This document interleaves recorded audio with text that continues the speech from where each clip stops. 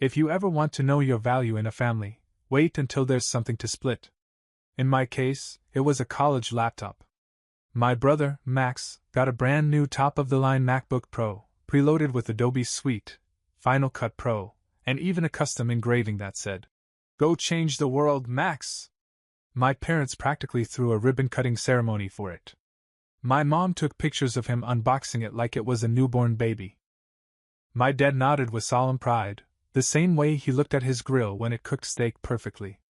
I, on the other hand, I got my dad's old desktop PC. Not just old, prehistoric. I think the last time it turned on, YouTube still had 5-star ratings. It came with a thick layer of dust, a loud internal fan that wheezed like a dying animal, and a sticky note taped to the monitor that said, "Use grateful eyes." That was my mom's version of a pep talk. "Be grateful," she said, smiling like a villain who just cut the brakes. I didn't say anything. I just took it to my room. See, I'd learned early that reacting was a trap. If you complained, you were ungrateful. If you accepted it, you were resilient. And if you quietly did something incredible with it, that's when the panic set in. I didn't have Max's flair, or his 4.2 GPA, or his leadership potential that apparently glowed so bright it blinded my parents to anything I did. What I had was curiosity, and an unhealthy obsession with figuring out how things worked, even if they weren't supposed to anymore. So while Max went off to college with a silver laptop and a crowd of cheerleaders, I stayed home and cracked open a PC case held together by prayer and dried ketchup. Inside was a world of chaos. Wires dangling like vines, a broken power supply, and a motherboard that looked like it had seen the Great Depression. But you know what else was inside? Opportunity. Because fixing things, especially things that were abandoned, had become my specialty. I started digging through old forums, YouTube repair videos, Reddit threads that hadn't been updated in 5 years. I pulled spare parts from garage sale towers, rebuilt a boot system from scratch, and custom-wired a cooling fan using a dollar store desk fan and leftover glue from my 8th grade science project. And slowly, like Frankenstein's monster, the thing blinked to life. It wasn't pretty. It wasn't fast. But it was mine. And while Max was uploading selfies from his dorm with captions like, "Work hard, play hard, laptop, computer, hot beverage," I was in my basement, building something that would quietly change my life. But I'm getting ahead of myself. Let me rewind, because this wasn't just about a busted PC. This was about every moment leading up to it.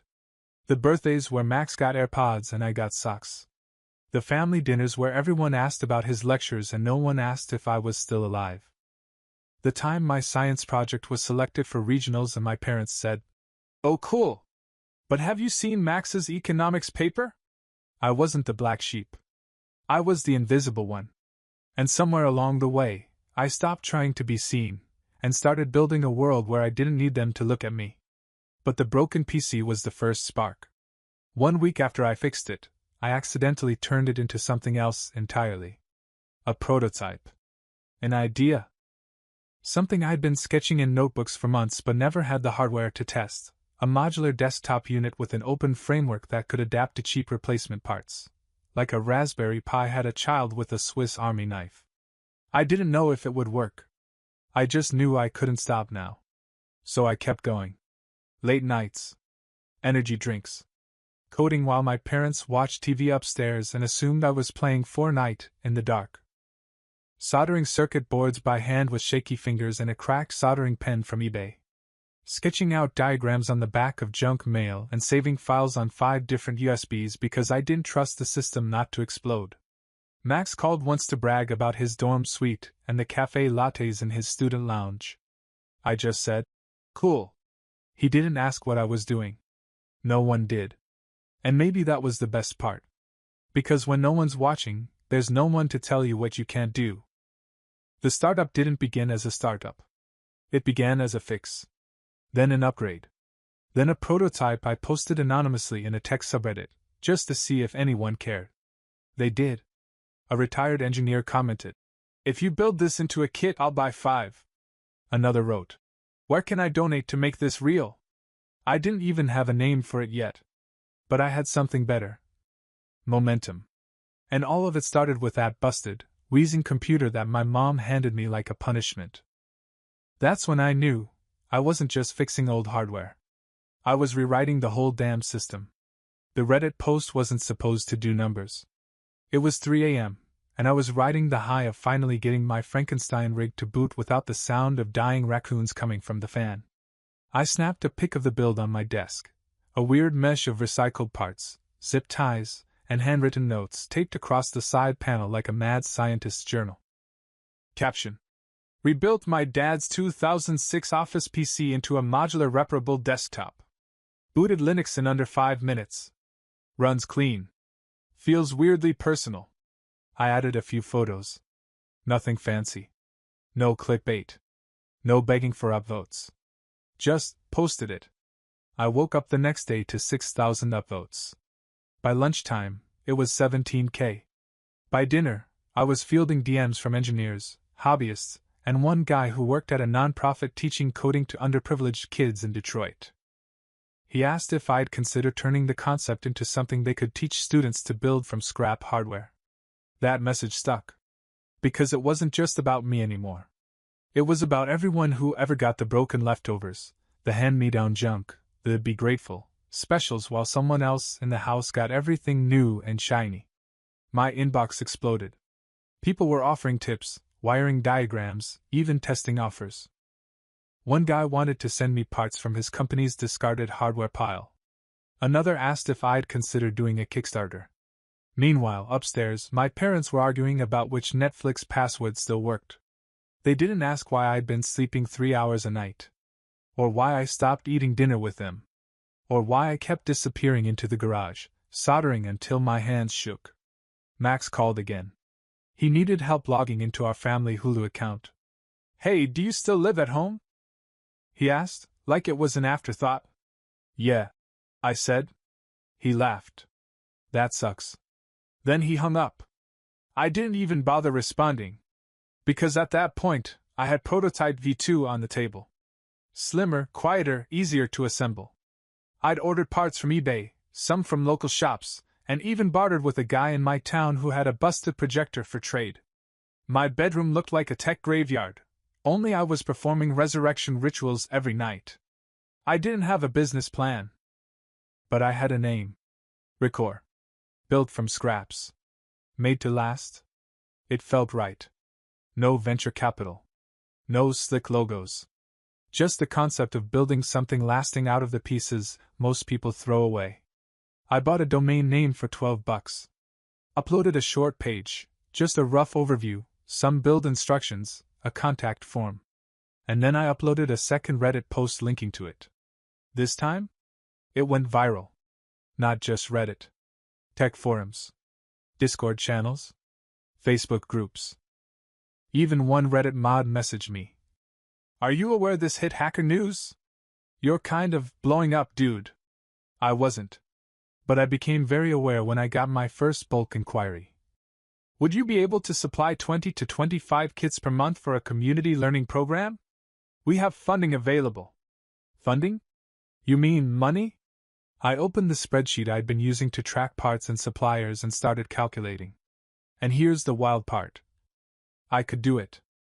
If I could streamline parts, automate some printing, maybe outsource laser cut panels to a local shop, I could actually do it. I didn't need a Shark Tank investor. I just needed Wi-Fi and enough desk space to build 5 units at a time. So I cleared the garage. Sold off my childhood bike, my barely working Xbox, and an old coin collection my dad said was worthless anyway. Pushed aside the lawn tools and folding chairs, and laid down a cheap plastic table from a clearance sale. And just like that, Record HQ was born, 15 feet from the fridge my mom stocked for Max's visits home. Still, no one in my house noticed. No one asked about the shipping boxes that started arriving. Or the 3D printed casings stacked on the laundry room shelf. Or the soldering fumes. Or the fact that I was running to the post office every afternoon with carefully packed kits wrapped in brown paper. Max was busy being the family trophy. Dad bragged about his Dean's List status to anyone who'd listen, even though the only reason Max passed economics was because he copied someone's homework for a full semester. I knew. I'd seen the messages. But I said nothing. Because I had 20 new orders to fulfill. Because I was emailing an engineer in Germany who wanted to help optimize my cooling system. Because I had a phone call scheduled with a school district in Arizona that wanted to roll out Record in 3 of their classrooms. And because the kid who got the broken PC was quietly building something bigger than any of them could imagine. Still, part of me wondered. When would they notice? When would the people who told me to be grateful realize they'd handed me a spark? Well, they'd find out soon enough. Just not the way they expected. It wasn't a holiday or anything. Max just showed up one Friday night with 3 duffel bags, a Bluetooth speaker, and a grin like he owned the place. Mom practically burst into tears. "Look at you!" she gushed, hugging him like he'd survived war. "How's the dorm?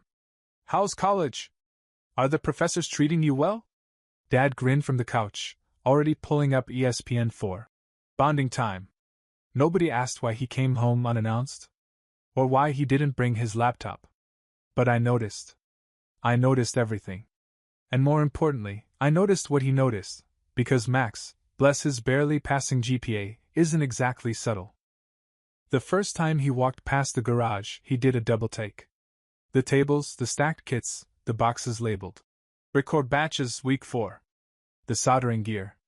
The whiteboard with code sketches and prototype notes. He stood in the doorway like he was trying to remember if this was still a garage or a tech lab. "You building stuff?" he asked. I didn't even look up. "Yeah," he scoffed. "Okay, Mr. Elon." Then he walked off like I just told him I was painting rocks. But the seed was planted. Over the weekend, he kept circling, watching from the corner of his eye, picking up random tools like he knew what they were. At dinner, Mom made a big show of asking him about school. "How are your professors?" "Oh, they love Max," Dad cut in. "One of them told him he has leadership in his blood." I almost choked on my spaghetti. Max smirked and shrugged. "Yeah. I might be moving into a mentorship role." Meanwhile, I had shipped out 32 kits that week. Record was being tested in 2 pilot classrooms. A tech blog had emailed me for an interview. But no one asked what I'd been up to. Not once. Until Sunday afternoon. I came back from the post office, balancing a stack of return receipts, and found Max sitting at my desk, using my PC. He spun slowly in the chair, like some cartoon villain. "Your website's clean," he said, tapping the monitor. "Bit basic. But it loads fast." I stared at him. "Why are you touching my stuff?" "Relax. I was just curious. Didn't know you were building a whole startup in here. Mom and Dad don't know either, by the way." He said it like it was a joke. But his eyes didn't match his tone. And that's when I realized something. Max was uncomfortable. Uncertainty didn't look good on him. He was used to being the one people bragged about. The one who got the applause just for showing up. And now?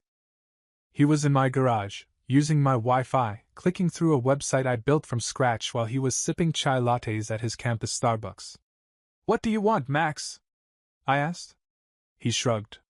"Just saying, if this thing takes off, maybe let me know.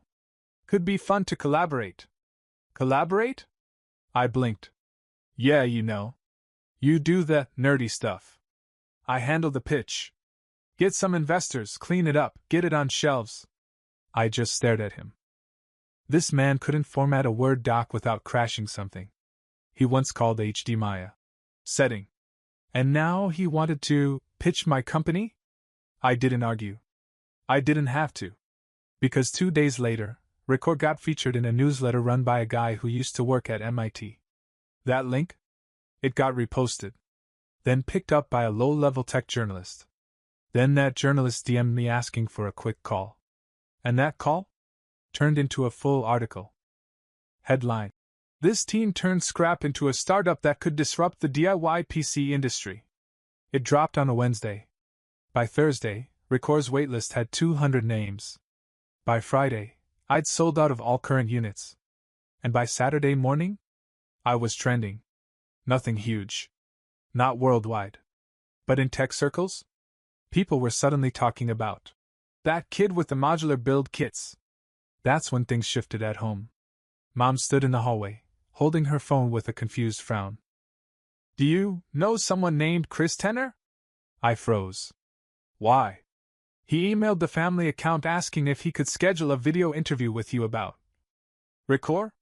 What is that anyway? I took a breath. It's my company. You have a company?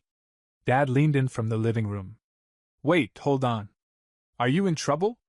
Max, sitting on the couch with his arms crossed, muttered. He's not in trouble. He's blowing up. That's when Mom gave me the look. Why didn't you tell us? Look as if they'd ever given me space to share anything that didn't involve Max or matching towels for the guest bathroom. I just shrugged. You said be grateful. And I was. Grateful for the silence. Grateful for the neglect. Grateful enough to never need their help again. It started small. Hey, we were just talking, Mom said, leaning against the garage door frame like she'd discovered the place for the first time. You should think about incorporating. You know, to protect yourself legally. Dad chimed in. We could help you. We've got experience, you know. Experience? My dad once tried to start a pressure washing side hustle and nearly power blasted the neighbor's cat. I nodded politely. I'm already working with someone on that. You are? Mom's voice spiked like I'd said I was moving to Mars. Who? A business mentor. Someone from the incubator program I applied to. Dead silence. Max, who'd been conveniently walking past, stopped. What? I sighed. Startup incubator. They help young founders scale. Oh, he said, clearly trying to look unfazed. Like Shark Tank, but with less yelling? Honestly, not a bad summary. But now that the article was out, the family mood had changed. Drastically. I wasn't the forgotten second son anymore. I was a potential lottery ticket. They started doing this thing, casually showing up in the garage while I worked, offering advice I never asked for. Dad told me I should add a screen so people know it's working. Mom thought the logo needed more pop. Max once printed out a fake spreadsheet to show me how he could help track synergy trends, which I'm 98% sure he copied from a marketing blog. It was laughable. Except it wasn't. Because one evening, I found Max in the garage alone, hunched over my prototype shelf, phone out, taking pictures of everything. What are you doing? I asked, trying to keep my voice level. He jumped. Oh, nothing. Just wanted to show some friends. You know, maybe get you some exposure. I walked over and deleted the photos myself. His jaw tightened, but he didn't say anything. Not then. But later that night, the real blow came. I got an email. From a startup forum I joined months ago. New thread posted in, DIY Tech Kits by user Max Innovates. I clicked it. There, plain as day, was a post titled, Coming soon, modular DIY PC kits, from our family to yours. And below it? Photos of my designs. My layout. My kits. But renamed. Corkrate, a family-powered innovation project by Max, last name. I stared at the screen for a full minute, heartbeat ringing in my ears. Family-powered? The only thing Max ever powered was the blender when he made protein shakes he never cleaned up after. I marched straight to his room. The door was closed, but I didn't knock. He looked up, smiling like he just brokered world peace. Hey. You saw the post. What? Is that? He leaned back. Just a teaser. Relax. It's not like I said you weren't involved. You posted my work. Without permission. Bro, we're family, he said like that word fixed anything. We're stronger together. Think about it. I handle the marketing, you do your nerdy tech stuff, and we split everything. Mom and Dad already love the name. Corkrate. Has a ring to it, right? I didn't answer. Not with words. I just walked back to the garage, locked my cabinets, encrypted my drives, and changed every password I had. Then I wrote a cease and desist. To my brother. Typed. Printed. Hand-delivered. He laughed when he saw it. Bro, you're serious? Dead serious. You really think that's gonna stop me? He smirked. No. But I knew what would. I reached out to my contact at the tech blog. Sent proof. Screenshots. Even timestamped prototypes. I also forwarded everything to the school Max attended. Because guess what? Stealing IP while benefiting from student resources? That's called academic fraud. Especially when the IP isn't yours. By morning, the post was gone. Max, however, wasn't. He stormed into the garage mid-packaging run, eyes wild. You reported me to the school? I protected my work, I said calm. You're unbelievable. No, Max, I replied. I'm just done letting you cash checks off work you didn't do. That was the beginning of the real split. Not just between me and Max, but between me and the entire fantasy my parents had clung to for years. The one where Max was the golden child and I was the backup. They couldn't handle it. They kept asking me to forgive. To be the bigger person. To keep it in the family. But Ricord? Ricord wasn't family-owned. It was family-proof. And I was just getting started. It had been a week since Max's little stunt, the fake company, the photos, the family-powered nonsense. And while I thought things had quieted down, what actually happened was far worse. They regrouped. Max slunk back to campus with his ego bruised and his phone mysteriously reset to factory settings. No comment. But now my parents were taking center stage, and they didn't like being out of the loop anymore. Especially not when there were whispers. One of Mom's Pilates friends apparently saw a LinkedIn post about Ricord. Her son was a TA at a tech boot camp, and he mentioned a scrappy modular startup built by that kid from Ridgeview. Mom decided that meant I needed help. And by help, I mean control. It was a Thursday morning. I had a shipping deadline for a school pilot kit and a Zoom call scheduled with a nonprofit in Vancouver. That's when the knock came.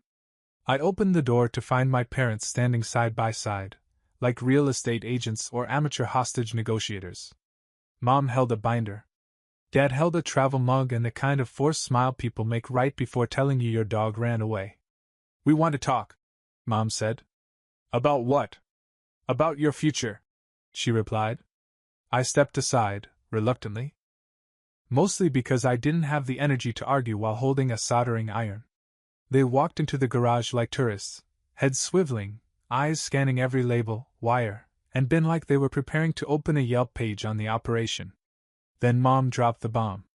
We've been talking, she said, flipping open the binder like it was the Constitution. And we think it's time we make this a real business. I blinked.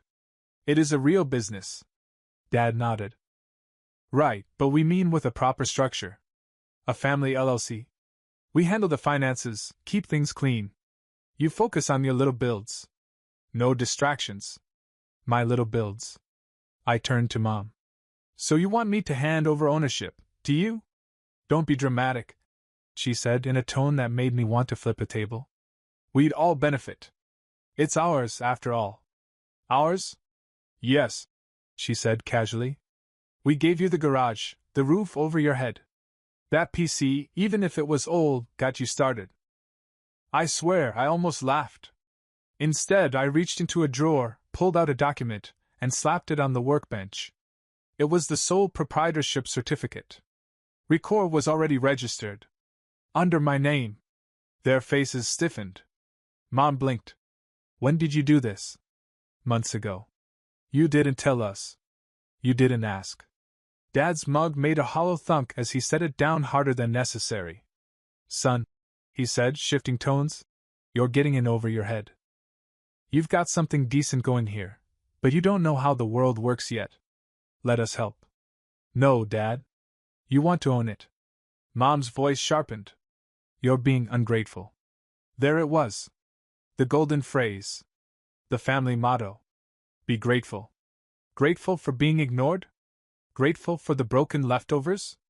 Grateful that they only noticed me when other people started noticing first? I leaned back against the bench and let the silence sit for a second. Then I said calmly, I don't need a family LLC.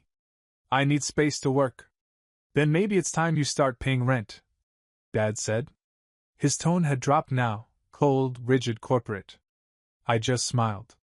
I already do. Check the mortgage statement. That one hit hard. Because they didn't know.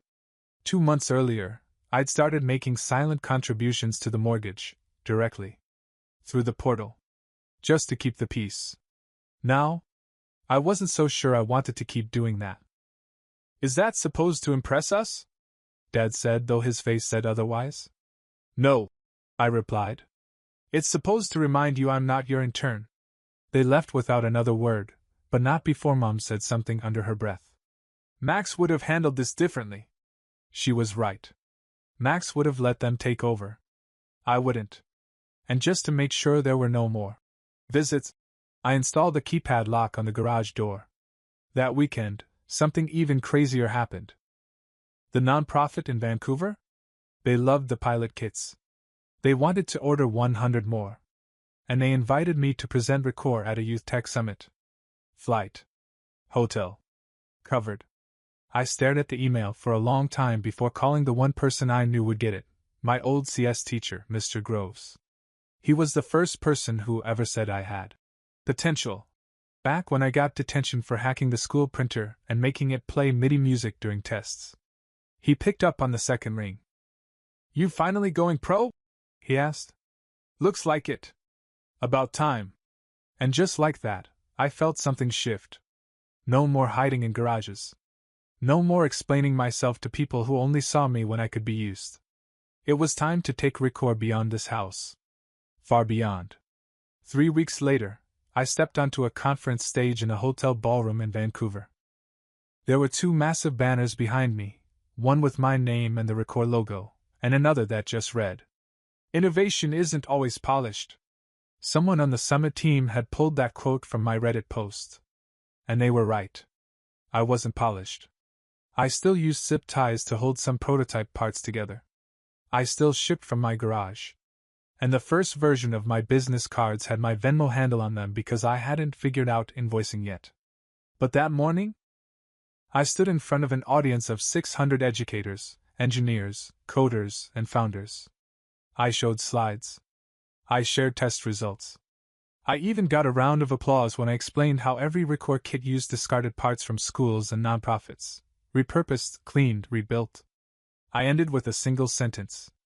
I wasn't given much. But I was given enough to build something better. The applause lasted longer than I expected. Backstage, one of the organizers handed me a lanyard. Congrats, she said. You're one of the 5 people selected for direct funding interviews. I blinked. Funding? Yep. Up to $100,000. Non-equity. Just support. I just stood there for a second. My hands literally shook. A few hours later, I was sipping bad hotel coffee in a quiet lounge area, waiting to talk to 2 potential donors, one from a youth tech fund, the other from a hardware accelerator. That's when my phone buzzed. It was a message from Max. You're at that nerd conference? Mom saw a tweet. She's freaking out. Dad said we need to talk, LOL. I didn't reply. 5 minutes later, a screenshot popped up. It was a Facebook post. My name. My face. A picture of the conference banner. But not from a news page. Not from tech media. From my mother's account.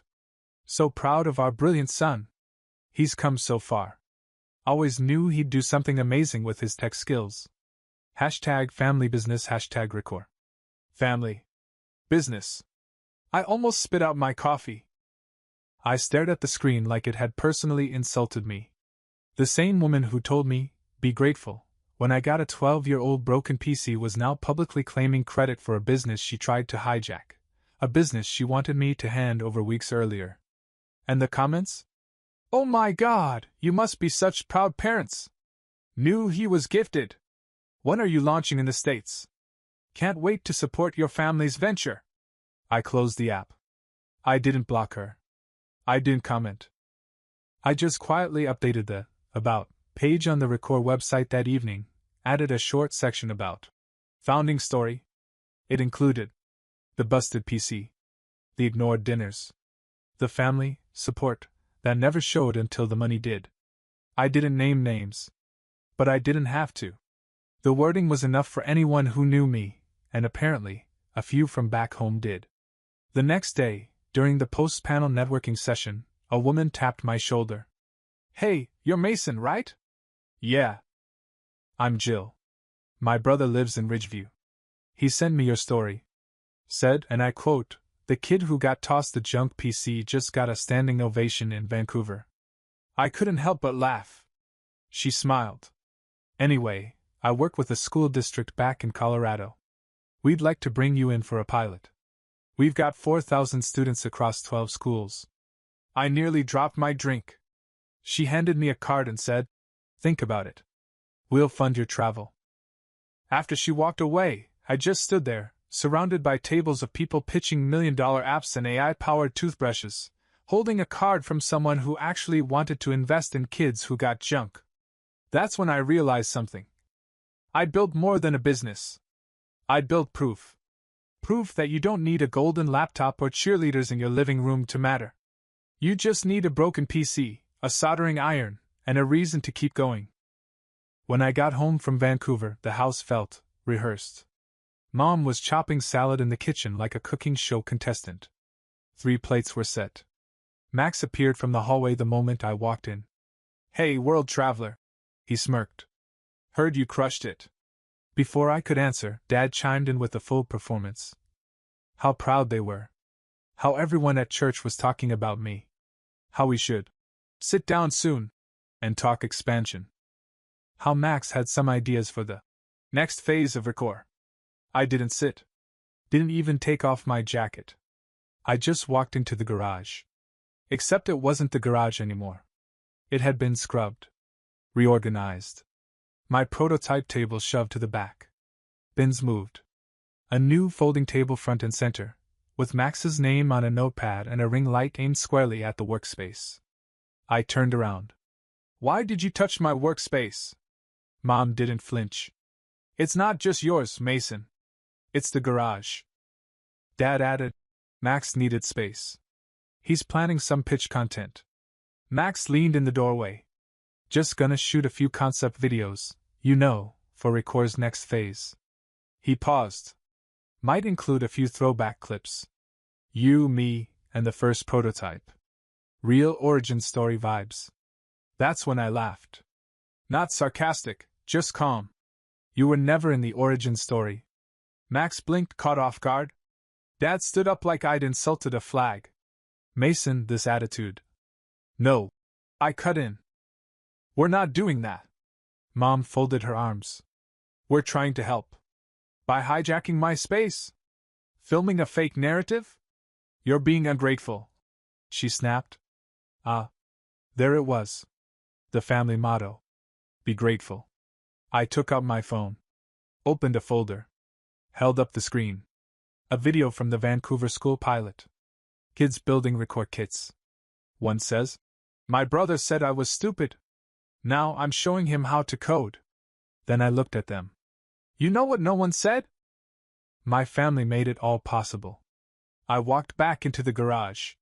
Moved my table. Pulled down their signs. Turned the ring light to the wall.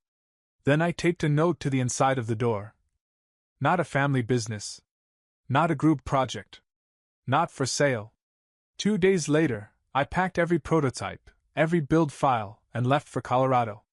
I also changed my shipping address. And paid off the rest of the mortgage. Then I called the bank. "Hi," I said.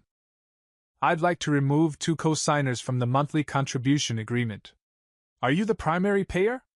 "Yep. Been that way for 5 months." They processed it in 24 hours. On day 6, I got a text from Mom. "Why does the mortgage statement say $0 due from us?" I replied. "Because I'm no longer investing in ungrateful partners." A few weeks after I moved operations out of the house, I got an email from a production facility in Oregon. They'd seen a Record kit in a school video and were curious if I'd ever considered scaling it for national distribution. I hadn't. Not seriously. Until that moment. We set up a call. I showed them the parts list, the DIY manuals, the modular design. They showed me a cost breakdown and warehouse capacity. By the end of the week, I had a tentative agreement on the table. Record was becoming more than a garage project. It was becoming a brand. I didn't post about it. Didn't tweet. Didn't gloat. But my parents found out anyway. Of course they did. The same woman who couldn't remember my birthday once set a Google alert for Record Tech founder. I found out when I got another email, this one from a local reporter who wanted to do a family-focused piece on innovation and parental support. The subject line? Your mom said you'd be open to interviewing together. I replied with a single sentence. That must have been my business partner's evil twin. A day later, Mom called. Not texted. Not emailed. An actual call. When I picked up, she jumped in like we hadn't spoken in weeks. We just think it'd be nice to celebrate this together. You've done so much. We're so proud. You told a journalist we could interview together. Silence. Then, well, we just wanted to be included. That's not wrong, is it? No, I said. But claiming credit for something you tried to take over, that is. She sighed. You've changed. Yeah, I replied. So have the locks. The next day, I got a text from Max. Okay, but if you ever do need marketing help, I'm down. Just send me your pitch deck. I'll boost it. I sent him a PDF. It was a single page. Black background. White text. Record has no open roles for liars. I haven't heard from him since. These days, I work from a small office in Boulder. I have a team of 4 real people who believed in the mission from day one. We've shipped over 2,000 kits to underfunded schools in 3 states. Every now and then, someone asks about my origin story. I keep it short. I started with a broken PC and no one cheering. Because sometimes that's all you need. Not applause. Not permission. Just a reason, and a screwdriver.